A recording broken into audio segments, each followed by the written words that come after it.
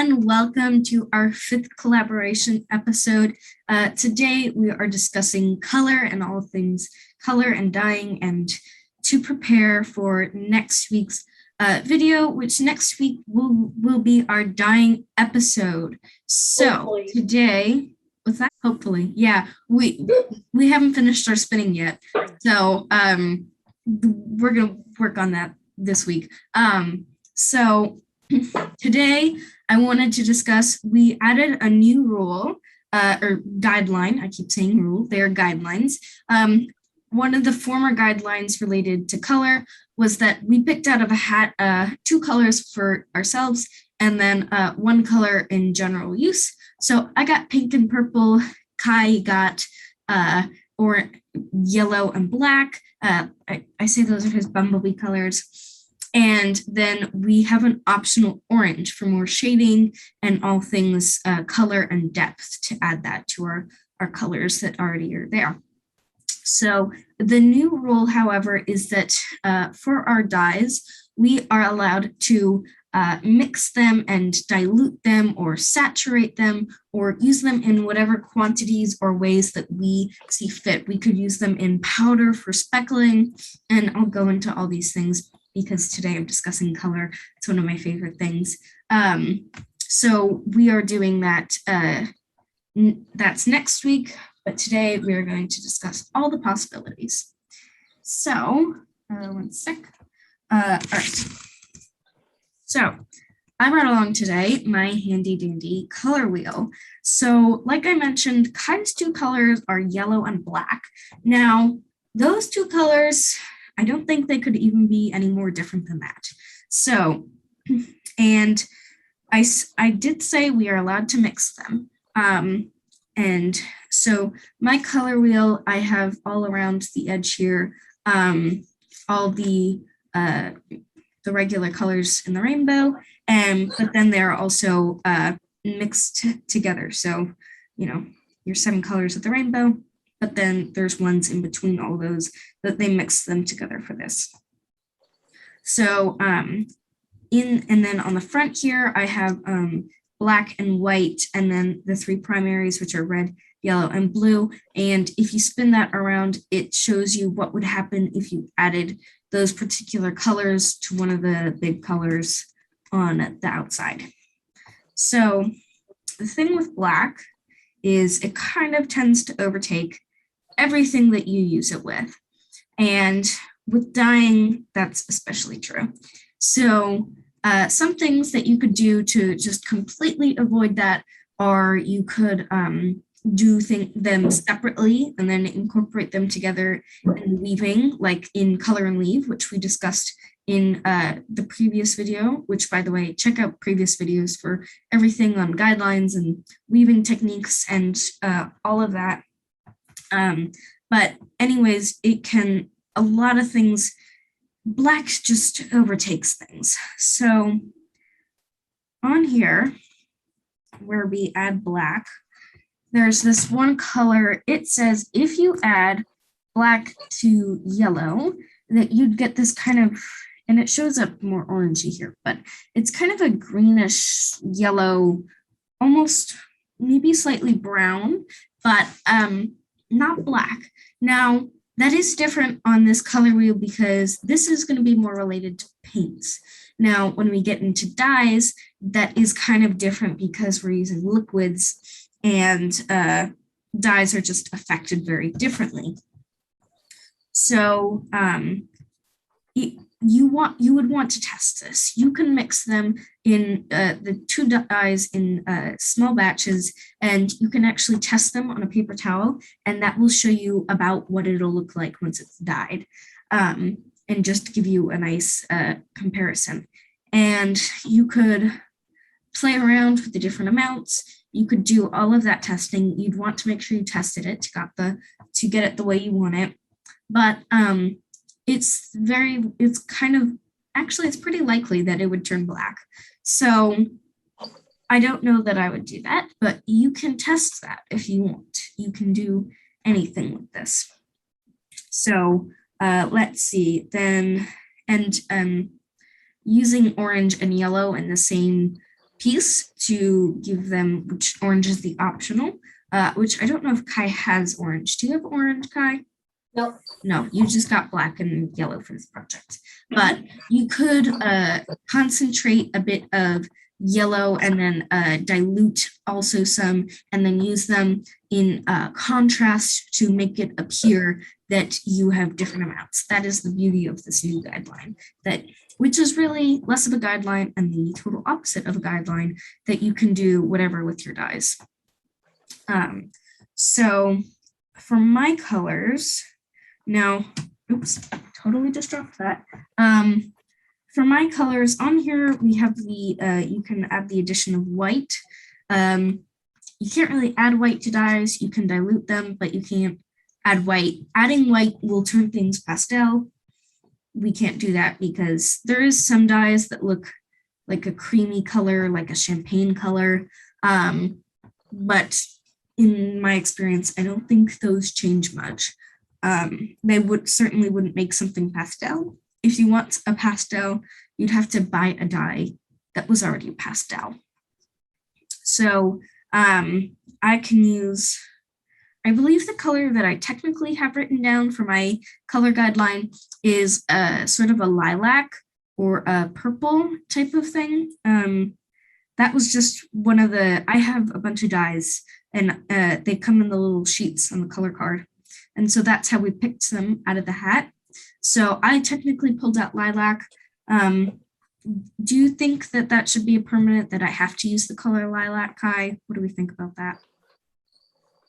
As long as it's in the same color family, it's fine. Okay. As long as it's not off into red. Yeah, so as long as it's generally purples, it'll stay there. So adding, let's see, there's nothing that allows me to add orange, unfortunately.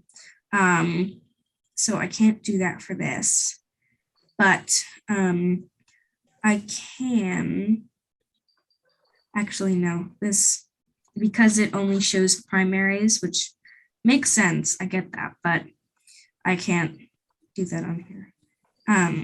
But on the back, and this is, I forgot to mention, this is just a really, this is the pocket color wheel that's my color wheel that I kind of do carry around everywhere. And so on the back, we have these arrows that explain all the different types of complementaries and split complementaries and tetrad and triad and all different forms of complementaries. Complementary pretty much just means it's on the opposite side of the color wheel. Now, black is not on the color wheel technically, and neither is pink, isn't on here either. But they are, our colors, mine do pair better together, almost if one was to do a semi-solid or tonal type of thing. If you used them in the proper way, like diluting them or something like that, that would work very well with my two colors because they're very close on the color wheel together. But Kai's are high contrast. So those, I don't know that I would, like, I think I said this before, I don't know that I would use those in the same dye pan. I would maybe do a little bit of yarn, or maybe half the yarn black and half the yarn yellow. You could use one as warp, one as weft. You could do, we discussed this previously, you could do a coloring weave effect with this. You could do a few different things. Now, we both chose to spin our yarn before we dyed it. So that does affect it. If you wanted to do semi-solids and things, I would probably dye it before spinning it. No, that was not our choice. But what I plan to do for part of mine is, and I'm spinning up one of the guidelines state that we can use any yarn for the warp as long as we can use any yarn in this project as long as it's protein. We can use any commercial yarn or handspun yarn in the warp. And we can incorporate handspun into any part of the project we please. So I decided I had 8 ounces of Polworth from Hearthside Fibers, and Polworth is very fine like merino if you've never worked with it, but it's a longer staple, so it spins up really nicely. And I have about 8 ounces, and so I'm going to spin that up for part of my warp. I'm going to spin it and ply it. Now, on my Ashford fiber, that is the base of our project, I'm leaving that as singles. It'll be the weft for all my fabric. And that way, the Polworth will be dyed for the warp. I plan to do speckled for one of my fabrics. And then for the other fabric, I have, let me grab it. This is Jagerspun 218 merino that I have left over from another project. This is their pumpkin, which is a very orange color. I thought it fit that well. And which I swear I didn't plan this. It just kind of worked out nicely. And then this is one that they call elderberry, which is definitely a sort of purplish color. Now, these colors fit our colors perfectly. I can overdye this one with a little bit of pink. I can overdye this one with a little bit of pink. I can overdye them in whatever way I please. So I might do that. I might make these into a warp and do parts pink and leave these other parts with these colors. I am not sure yet, but that will be in tomorrow's, next week's dyeing video.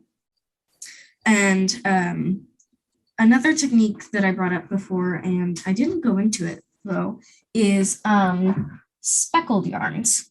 So speckled, there's a lot of ways to do different speckles. People have their own ways of doing this, and it depends on, you know, whether you're doing it on yarn, fiber, a fabric, whether you're doing it on singles or not. Everything changes that. But the technique of speckled usually means that you take your powder of dye and you sprinkle that onto your fiber. And then you can, another thing, you can steam it. You can put it into some hot water and use that to let the dye stick. You can do, it depends. Sometimes the dyes will streak. Sometimes if you want them to really stay and look speckled, that depends on if you pre-soak it or if you don't pre-soak it, if you use it dry. Everything changes the results of speckled. They're very tricky to get to look speckled. But that's what I'll be doing with my Polworth. So yeah, so Kai, would you like to share anything about what your plan is to dye or line things? So, well, my plan is to ply up this. So basically I want to apply it and then I'm going to make it into a warp and I'm going to stretch it out. And then what I'm going to do is I'm going to resist tie it so that there's going to be certain colors in certain areas and certain colors in the other areas that I tied and that were left blank. So hopefully this works.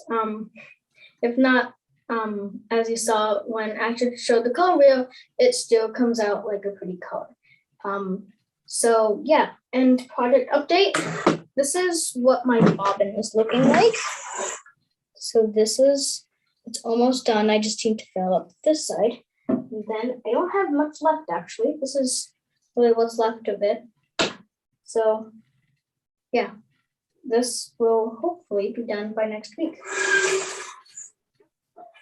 So I'll say my bobbin, my merino silk bobbin hasn't changed much, but since that's for the weft, it's less of a concern of mine. My biggest concern is getting this Polworth done by next week.